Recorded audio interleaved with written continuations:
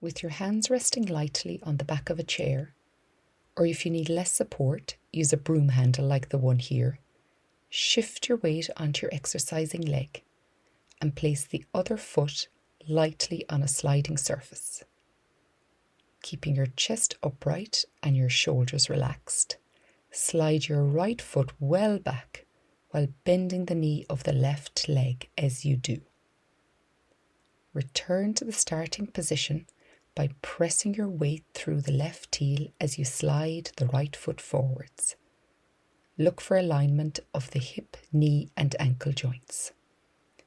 Speeding that up, slide the right foot back, left knee bent to about 90 degrees, slide the right foot forwards.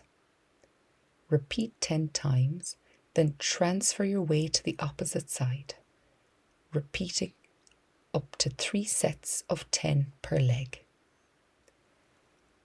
Tips for getting a good position are stay close to your support so your upper body remains pretty upright, and the left leg should come close to a 90-degree angle at both the hip and the knee, so the left knee stays behind the toes throughout the bend. If you're up for a challenge, you can place the foot of the exercising leg on a pillow or foam.